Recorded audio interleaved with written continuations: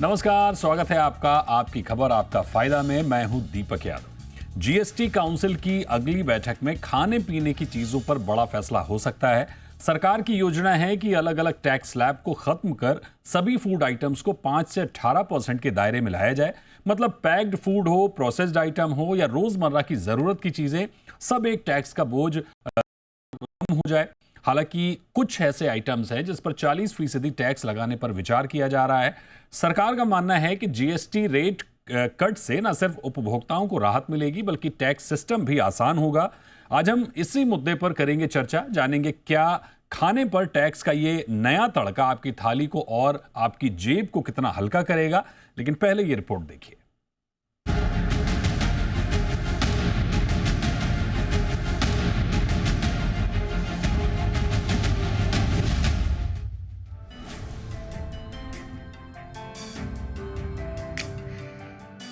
खाने की बात हो और टैक्स की चर्चा ना हो, ऐसा भला कैसे हो सकता है।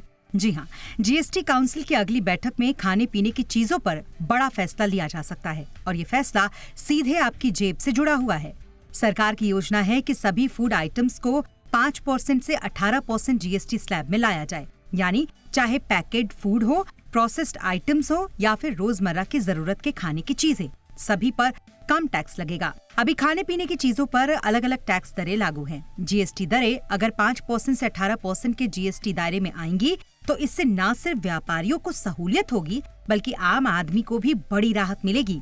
सरकार का मानना है कि खाने की चीजों पर टैक्स कम करके उपभोक्ताओं का भरोसा भी बढ़ेगा और टैक्स चोरी की संभावनाएं भी इससे घटेंगी, यानी आपकी थाली में स्वाद भी रहेगा और जेब पर बोझ भी कम पड़ेगा। अभी जारी जीएसटी स्लैब की अगर बात करें तो ताजा फल सब्जियां, दूध, अनाज 0% यानी जीएसटी नहीं देनी पड़ेगी। बिना ब्रांड वाले पैकेज्ड फूड 5% जीएसटी के स्लैब में आते हैं। कुछ dairy products packaged food 12% GST के दायरे में आते हैं। ब्रांडेड मिठाइयाँ, कार्बोनेटेड ड्रिंक्स पर 18% जीएसटी लगता है। वहीं luxury food, chocolate, soft drinks, candy bar पर सबसे ज्यादा यानी 28% जीएसटी दरें लागू हैं। अगर फूड आइटम्स पर 12% और 28% स्लैब खत्म कर दिया जाए तो ज्यादातर फूड आइटम्स 5 और 18% के दायरे में आ जाएंगे। हालांकि कुछ हानिकारक प्रोडक्ट्स जैसे शुगरी ड्रिंक्स पर 40% का नया स्लैब भी लागू हो सकता है। सरकार के इस कदम से करीब 40,000 करोड़ रुपए का राजस्व घाटा हो सकता है, लेकिन उम्मीद है कि खपत बढ़ने से लंबी अवधि में ये घाटा पूरा हो जाएगा। वहीं एफएमसीजी कंपनियों के लिए बड़ा मौका साबित हो सकता है। सस्ते प्रोडक्ट से डिमांड बढ़ेगी, मुनाफा बढ़ेगा और नए प्रोडक्ट्स लॉन्च करने का रास्ता खुलेगा। भारत का फूड प्रोसेसिंग सेक्टर अभी तेजी से बढ़ रहा है। 2023 में इसका मार्केट साइज 26 लाख करोड़ रुपए था, जो 2030 तक 60 लाख करोड़ रुपए तक पहुंच सकता है। यही नहीं, 2047 तक ये सेक्टर 2150 अरब डॉलर का हो सकता है। जीएसटी स्लैब घटने से आम आदमी से लेकर कंपनियों तक को बड़ा फायदा पहुंचेगा। यही नहीं, अगर डिमांड बढ़ेगी तो सरकार को भी इसका फायदा मिलेगा। तो तैयार हो जाइए, क्योंकि खाने पर टैक्स का नया तड़का आपकी जेब को बड़ी राहत दे सकता है। ब्यूरो रिपोर्ट, जी मीडिया। तो जेब को कितनी राहत होगी और ये राहत कब तक होगी, इन सारी चीज़ों को समझने की कोशिश करेंगे। हमारे साथ दो खास मेहमान हैं। हमारे साथ हैं MS Mani, partner Deloitte India, और हमारे साथ हैं Dhairyasheel H Patil, national president AICPDF। तो बहुत स्वागत करेंगे आपका मनी सर और पाटिल सर हमारे साथ जुड़ने के लिए। सबसे पहले मनी सर आपके पास आएंगे। आप ओवरऑल इस राहत को कैसे देख रहे हैं, क्योंकि फूड इन्फ्लेशन घटेगा, जाहिर तौर पर लोगों को राहत मिलेगी, आम लोगों को राहत मिलेगी। लेकिन एक जो सबसे इंपॉर्टेंट समझने वाली चीज है कि सरकार ने टैक्स स्लैब कम किया, अच्छी बात है। इससे सरकार की जो कमाई पर असर पड़ेगा, जो राजस्व घाटा 40,000 करोड़ का आएगा, क्या लॉन्ग टर्म में खपत बढ़ने से यह फायदेमंद साबित होगा, इसकी भरपाई होगी? और अगर नहीं तो सरकार राजस्व नुकसान की भरपाई कहां से करेगी? देखिए, पहली बात यह है कि फूड प्रोडक्ट्स के ऊपर जो जीएसटी रेट कट की बात चल रही है, ये मेरे हिसाब से काफी ओवरड्यू है। और जीएसटी के 7वें 8वें साल में जो हम ये कर रहे हैं, शायद इसको थोड़ा सा पहले हम कर सकते थे अगर उसके बीच में पैंडेमिक नहीं हुई होती। क्योंकि जीएसटी के रेट स्ट्रक्चर के हिसाब से जो 12% रेट था, वो हमेशा ही एक ट्रांजिशनरी रेट या टेम्पररी रेट था। वो कभी भी कोई परमानेंट रेट नहीं था कि बहुत साल तक वो रेट रह जाए। और उसकी वजह से जिस वक्त जीएसटी की शुरुआत हुई थी उस वक्त जो रेट का फैसला हुआ था, उसमें उन्होंने क्या किया था कि रेट फिटमेंट कमेटी ने पहले वाले जो एक्साइज की आइटम्स थी और वैट की आइटम्स थी, एक्साइज और वैट का जो सामंजस्य था, उसके बेसिस पे उन्होंने तय किया था कि कौन सी आइटम 5 पे आएगी, 12 पे आएगी, 18 पे आएगी। अभी कुछ हद तक जीएसटी के 7-8 साल बाद में ये जो पहले का जो डिसीजन था वो इररिलेवेंट हो गया है और आज की तारीख में जरूरत है कि हम क्लासिफिकेशन प्रॉब्लम से दूर जाएं। अब आप समझ लीजिए कि अगर हम कहें कि कुछ आइटम्स जो हैं जैसे मिल्क प्रोडक्ट्स जो हैं, कुछ मिल्क प्रोडक्ट्स जो हैं वो 5% पे हैं, पर घी जो है वो 12% पे है। हम्म। अब इसका तो कोई लॉजिक नहीं हो सकता है क्योंकि सारे जो मिल्क प्रोडक्ट्स हैं, वो चाहे बटर हो, घी हो, चीज हो, पनीर हो, उनको एक रेट पे रहना चाहिए। करेक्ट। ऐसे बहुत से आइटम्स हैं जहां पर किसी वजह से और पास्ट डिसीजन की वजह से 12% में बहुत से आइटम्स शामिल हैं। तो अगर 12% में सारे जो फूड आइटम्स हैं वो अगर 5% में आ जाते हैं, एक तो है कि जीएसटी क्लासिफिकेशन के एंगल से इसके ऊपर बहुत अच्छा असर रहेगा क्योंकि कोई क्लासिफिकेशन डिस्प्यूट नहीं आएगी। हम्म। दूसरा है कंज्यूमर के हिसाब से, अगर मैं देखूं इसको कंज्यूमर के हिसाब से, इसके पहले बहुत लोगों ने कहा था कि कुछ चीजों का जो प्राइस था वो बढ़ गया था जीएसटी की वजह से। अब वो जो मिथ थी वो मिथ शैटर हो जाएगी क्योंकि सारे फूड प्रोडक्ट्स के आइटम अभी 5% पे रहेंगे करेक्ट। और 5% का जो रेट है ये अल्ट्रा लो रेट है हम्म। जिसमें अफोर्डेबिलिटी का कोई सवाल नहीं आता है और 5% रेट ऐसा भी रेट है जहां पर इसेंशियल गुड्स का रेट जिसे हम कहते हैं, जी। उसी पे सारे आइटम्स आ जाएंगे। जहां तक सरकार के राजस्व का सवाल है, सरकार का कहना यह है और उनका जो थॉट प्रोसेस है वो इस तरीके से है कि जीएसटी रेट कटौती से कंजम्पशन में काफी बूस्ट हो जाएगी हम्म। और अभी तक कुछ हद तक और कुछ सेक्शंस ऑफ सोसाइटी में कंजम्पशन लो है और जिसको हम कहते हैं रिप्रेस्ड कंजम्पशन है। अभी रिप्रेस्ड कंजम्पशन जब खुल के आ जाएगी और लोग काफी मात्रा में कंजम्पशन करेंगे, तो जो कंजम्पशन की जो बूस्ट होगी वो डायरेक्टली इंपैक्ट करेगी जी। ठीक बात है, ठीक बात है। मनी सर, लौटेंगे आपके पास। पाटिल सर, आपसे मेरा सवाल ये होगा कि छोटे दुकानदारों और मैन्युफैक्चरर्स के लिए ये टैक्स बदलाव कितना आसान या मुश्किल होगा, क्योंकि अब ग्राहकों में वेट एंड वॉच की स्थिति देखने को मिल रही है। लोग इंतज़ार कर रहे हैं कि जीएसटी कम हो, उसके बाद फिर हम खरीदारी करें। रिटेल दुकानदारों के पास जो स्टॉक है वो पुराने रेट का है, नई सप्लाई सस्ते रेट पर आएगी। क्या आपको लगता है कि छोटे व्यापारी इन बदलावों को जल्दी अपना पाएंगे या उन्हें दिक्कतें होंगी? धन्यवाद। पहले तो मैं सरकार का अभिवादन करना चाहूंगा क्योंकि ये लॉन्ग ओवरड्यू जो टैक्स रिफॉर्म्स थे, जीएसटी रेट रैशनलाइजेशन का जो निर्णय इन्होंने लिया है, इससे कई बातों का मुनाफा या कई बातों का फायदा पूरे इकोनॉमिक सिस्टम को हो जाएगा। मतलब ये एक प्रोग्रेसिव स्टेप है जिससे कंजम्पशन स्टेबलाइज हो जाएगा, इन्फ्लेटेड जो प्रेशर है वो प्रेशर थोड़ा कम हो जाएगा एंड इकोनॉमी को बूस्ट मिलेगा, इसमें कोई दो राय नहीं है। अभी आपने सवाल किया कि क्या रिटेलर्स को इसका तकलीफ होगा या नहीं होगा। सी, हम लोगों ने गवर्नमेंट को ये भी लिखा है कि इसके एक डायरेक्टिव्स आने चाहिए कि ये टैक्स रिफॉर्म जो है किस तारीख से चालू होगा। अगर ये इमीडिएट इफेक्ट होता है तो तकलीफ आ सकती है क्योंकि इन्वेंट्री आज के डेट में जो मार्केट में पड़ी है वो पुराने रेट से है, चाहे वो कंपनी ने हो या डिस्ट्रीब्यूटर ने हो या रिटेलर ने हो। मान के चलिए कि अगर 12% से लेके 5% पे जाने वाला है तो लोगों ने 12% टैक्स ऑलरेडी भर चुके हैं या 18% टैक्स ऑलरेडी भर चुके हैं। सो इसमें थोड़ा कंफ्यूजन होने की संभावना है। तो हमारी सरकार से यही गुजारिश है कि इसको एक थोड़े पीरियड दे के थोड़ा सा लागू अगर करेंगे तो जो स्टॉक्स है, कंपनी से नया आने वाला स्टॉक है, न्यू रेट का स्टॉक है, वो रिप्लेनिश हो जाए और मार्केट में कंज्यूमर को, रिटेलर को, डिस्ट्रीब्यूटर्स को और कंपनी को कोई तकलीफ ना हो या कंफ्यूजन ना हो। मतलब टैक्स रिफॉर्म्स होने चाहिए, बिल्कुल होने चाहिए। रेट कट होगा, रेट बिल्कुल कट होगा। और जो बात का जिक्र आपने किया कि सरकार का राजस्व कम होगा, तो मुझे नहीं लगता, बिकॉज कंजम्पशन जिस रेट से बढ़ेगा उसमें राजस्व उनका मैचअप हो जाने की कोशिश होगी। ओके। और इस बीच एक और गेस्ट हमारे साथ जुड़ गए हैं, हरमिंदर साहनी साहब, फाउंडर एंड एमडी हैं वजीर एडवाइजर के। साहनी सर, बहुत स्वागत है आपका जी बिजनेस पर।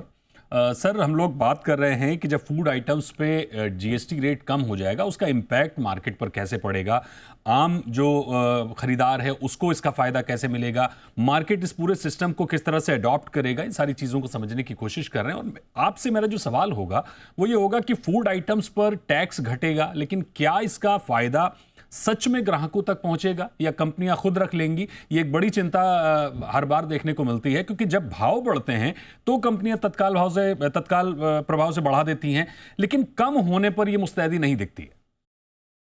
नहीं, मुझे लगता है आपको दिखाई देगा है, सीधा सीधा पास थ्रू होने के चांसेस हैं, क्योंकि कहीं ना कहीं एक हल्का सा slow down because of inflation समझिए, या ओवरऑल जो प्रेशर है उसके कारण हो रहा है, और लोगों के खर्चे बहुत और सारी चीजों में बढ़ रहे हैं। तो मेरा तो ऐसा मानना है जिस चीज का भी प्राइस कम होगा, फूड आइटम्स खास तौर पे, बिकॉज एक नेसेसरी कंजम्पशन है, उसमें लोग अपग्रेड करेंगे, चाहे बेटर चीजें लेंगे या ज्यादा खाएंगे। ये कंपनियों का ही मेन मिशन, कंपनीज का भी यही है। तो आप समझिए जीएसटी का मतलब क्या है कि जो भी ये पैसा खर्च हो रहा है, एक तो हमने इनकम टैक्स दिया, उसके बाद अपनी कंजम्पशन के ऊपर हम टैक्स दे रहे हैं, तो ये पैसा ना तो कंपनी को जा रहा है ना कंज्यूमर का उसका फायदा हो रहा है, सेम चीज है, लेकिन सरकार उस पर टैक्स लगा रही है, जो जरूरी है, सरकार को भी पैसा चाहिए, समझ में आती है बात, लेकिन जितना कम हो उतना अच्छा, क्योंकि कंज्यूमर तो पैसा खर्च करने के लिए ही निकला है ना। वो 112 रुपया खर्च करे या 105 रुपया खर्च करे, फर्क पड़ता है, राइट। तो आई थिंक, और कंपनियों को ये मालूम है कि कंपनी को अपने वॉल्यूम्स बढ़ाने हैं, उनको अपना मार्केट शेयर बढ़ाना है, कंजम्पशन बढ़ेगी तो कंपनियां आगे बढ़ेंगी। तो मेरे को जितने भी कंपनी से या ब्रांड से मेरी बात हो रही है, वो कम से कम सब लोग इसके लिए तैयार हैं कि एज इट इज को पास थ्रू देने के लिए। सरकार ऑब्वियसली इसको एनफोर्स भी करना चाहेगी कि पास थ्रू होना चाहिए, लेकिन शायद उसके ऊपर इतना एक दो इधर उधर ब्लैक शीप हर चीज में होता है कि वो कुछ करना चाहेंगे, ऐसा है किसी प्रोडक्ट पे होगा, लेकिन इन जनरल सब कंपनीज जो हैं वो प्राइस को कम करके आगे ही देना चाहती हैं। बिल्कुल, ये अच्छी एक और राहत की बात आपने बताई कि जिन कंपनियों से आपकी बात हो रही है, इंडस्ट्री में जहां जहां बात हो रही है, वो कम से कम इस चीज़ को लेकर पॉजिटिव हैं कि जो भी राहत होगी कंज्यूमर को पास ऑन की जाएगी। मनी सर, आपसे मेरा सवाल ये होगा कि क्या जीएसटी को 2 स्लैब 5 और 18% में लाने से सच में टैक्स सिस्टम आसान हो जाएगा या इससे उलझन और बढ़ेगी? नहीं, हकीकत में सिंपल हो जाएगा, और मैं समझता हूँ ये जो सिंप्लिसिटी आएगी जीएसटी के टैक्स में, वो कंज्यूमर की तरफ से, एसएमई एमएसएमई की तरफ से, लार्ज बिजनेस की तरफ से, सारे साइड से इसमें काफी सिंप्लिसिटी आ जाएगी। एक पॉइंट जो मैं कहना चाहता हूँ, आपका जो प्रीवियस सवाल था कि जो टैक्स रेट की कट होगी वो अल्टीमेट कंज्यूमर तक जाएगा कि नहीं जाएगा, और उसको एनफोर्स करने का कोई तरीका है क्या? जीएसटी एक्ट में सेक्शन 171 है, और जीएसटी एक्ट के जो प्रावधान है, जो खास करके सेक्शन 171, उनको टेम्पररीली इन अबेयंस रखा गया था, जिसको हम एंटी प्रॉफिटरिंग कहते हैं। पर जीएसटी में क्योंकि इस बार काफी रेट कट्स होने की संभावना है, हम ये समझते हैं कि सेक्शन 171 जो स्टिल एक्ट के अंतर्गत है, एंटी प्रॉफिटरिंग के जो प्रोविजंस हैं उसको रीइंस्टेट किए जाएंगे जीएसटी में, कम से कम 6 महीने तक या 9 महीने तक और साल भर तक, जब तक प्राइस स्टेबिलिटी आ जाती है। क्योंकि ये बहुत जरूरी है कि सरकार के पास में ऐसा कोई टूल रहे जिससे वो इंश्योर करें जो टैक्स कट्स हैं वो कंज्यूमर तक जाए। और जैसे कि अभी हम सुन रहे थे कि जीएसटी क्योंकि इनडायरेक्ट टैक्स है, ये ना मैन्युफैक्चरर के ऊपर टैक्स है ना सरकार के ऊपर टैक्स है। पैसे तो दे रहे हैं कंज्यूमर, पर कंज्यूमर जो पैसे दे रहे हैं टैक्स के नाम पे, उसको पहुंचाना है सरकार तक। इसके लिए एंटी प्रॉफिटरिंग के जो प्रोविजंस हैं वो काफी काम आएंगे अभी। ओके, इसमें एक और सवाल सर मेरा बनता है कि इसके अलावा ऐलान से बाजार तक इसे जल्द से जल्द लागू किया जाए, ये कितना आसान होगा? थोड़ा जो पाइपलाइन स्टॉक रहेगा, थोड़ा इन्वेंट्री जो रहेगा, उसके ऊपर शायद थोड़ा मुश्किल रहेगा सारे मैन्युफैक्चरर्स को, डीलर्स को प्राइस कट पास ऑन करने के लिए। पर जब हम मैग्नीट्यूड देखते हैं, जो रिफॉर्म जो अभी हम समझ रहे हैं होगा, उस मैग्नीट्यूड के हिसाब से जो प्रॉब्लम का जो मैग्नीट्यूड है वो बहुत कम है। क्योंकि कुछ जो पाइपलाइन स्टॉक रहेगी, इन्वेंट्री स्टॉक रहेगी, उसमें शायद उनको रीस्टिकरिंग करनी पड़ेगी, रीलेबलिंग करनी पड़ेगी। उसके जो प्रावधान है लीगल मेट्रोलॉजी एक्ट के अंतर्गत, उसके ऊपर लोगों को ध्यान देना पड़ेगा। बिल्कुल। पर अगर हम समझते हैं कि अगले 3 महीने में, 6 महीने में ये सिस्टम काफी स्मूथ होनी चाहिए रोल आउट के हिसाब से। ठीक बात है। ये जाहिर तौर पर पाइपलाइन स्टॉक का जो आपने जिक्र किया वही सबसे बड़ी शायद चिंता है, और उसी वजह से चाहे रिटेलर हो या कंज्यूमर हो, दोनों को इससे थोड़ी मुश्किलें हो सकती हैं, लेकिन उम्मीद की जा रही है कि ये पूरा जो प्रोसेस होगा वो आसान होगा और आम खरीदारों तक इसका फायदा पहुंचेगा। एक बहुत ही छोटे से ब्रेक के लिए रुक रहे हैं, जल्द लौटेंगे, आप बने रहिए जी बिजनेस पर।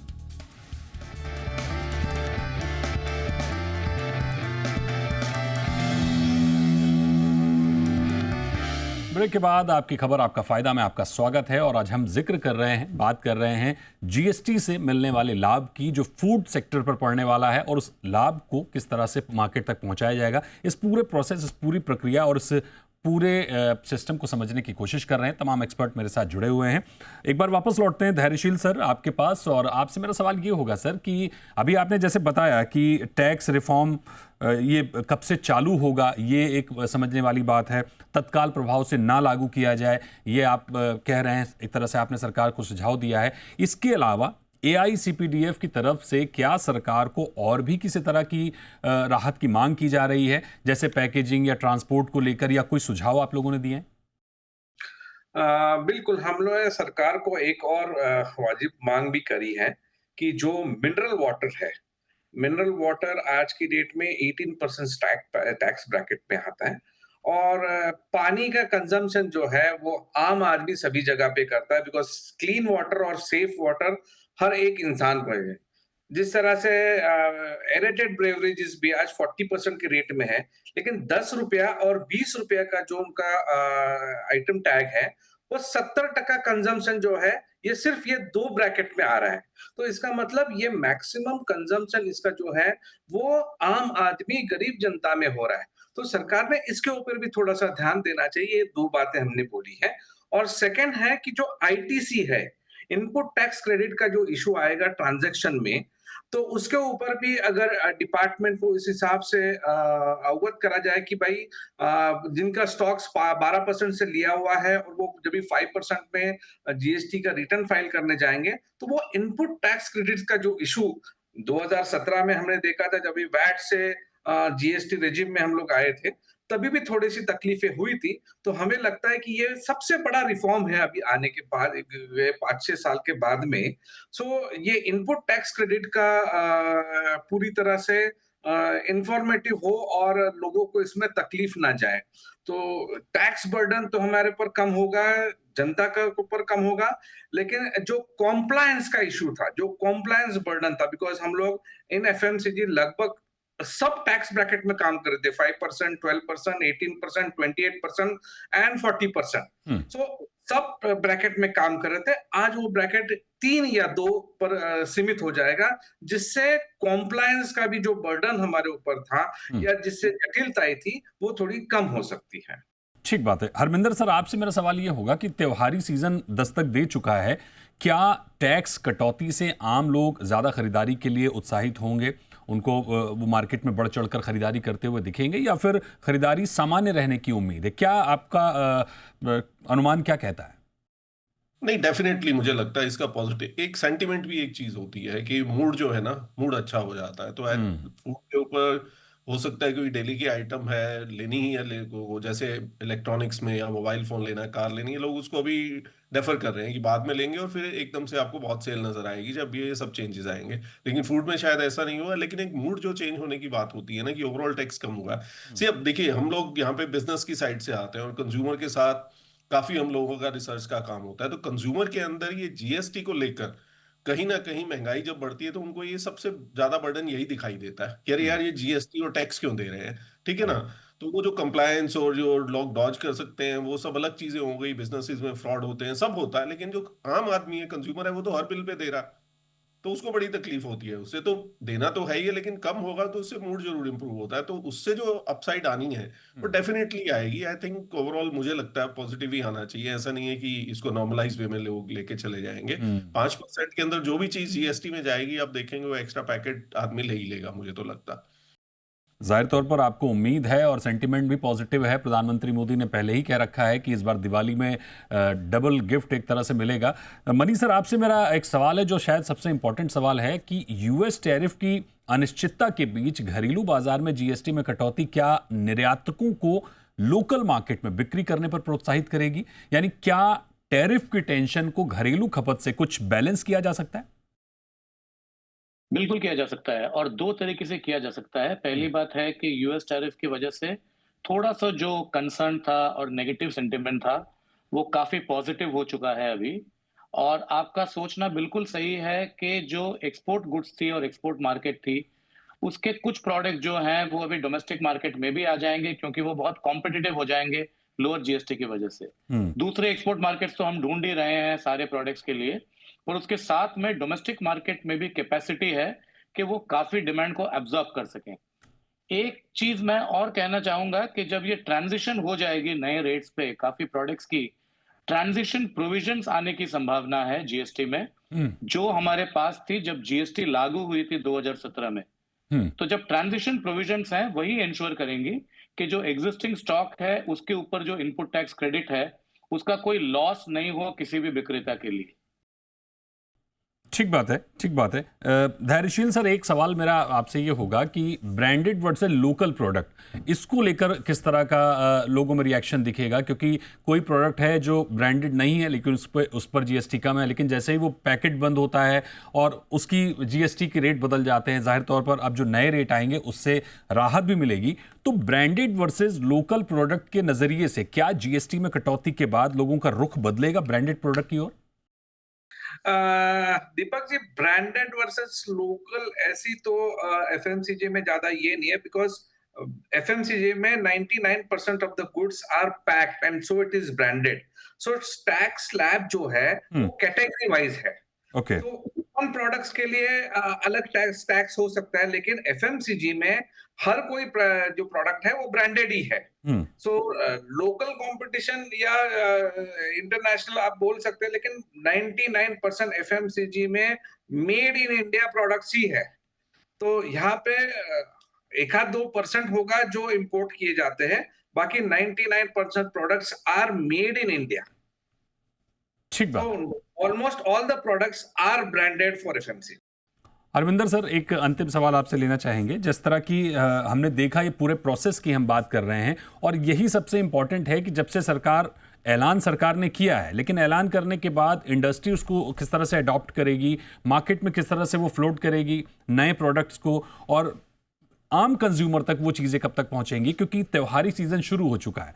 क्या इस त्योहारी सीजन में, इस दौरान ये पूरा प्रोसेस स्मूथ हो पाएगा या फिर आपको लगता है कि अड़चने आएंगी? देखिए, थोड़े हिकअप्स तो आने के हैं, क्योंकि काफी ये 15 अगस्त की जो अनाउंसमेंट थी, आई थिंक उसकी टाइमिंग के हिसाब से अभी ये 3-4 तारीख की मीटिंग रखी गई है, उसको प्रीपोन किया गया है। तो थोड़ा तो रश में जब चीजें होती हैं तो हिकअप्स आ सकती हैं, लेकिन आई थिंक चॉइस भी कुछ नहीं है। एक बार अनाउंसमेंट होने के बाद आई थिंक अभी तो 3-4 तारीख भी दूर लग रही है लोगों को। ये लग रहा है कि उसी दिन अनाउंस हुआ था, अगले दिन ही कुछ फाइनल आना चाहिए था, ताकि ये सारी अनसर्टेनिटी जाए। जैसे बोला उन्होंने कि अभी कि भी एक टाइम मिलना चाहिए सोचने समझने का और उसको करने का, ताकि जो भी है, फिर मनी ने बोला कि भाई इसके अंदर ट्रांजिशन की प्रोविजन आएंगी, वो सब आके होगा। लेकिन यस, थोड़ी हिकअप होगी, लेकिन कंज्यूमर एंड पे मुझे नहीं लगता ऐसी कोई हिकअप नजर आएगी आपको।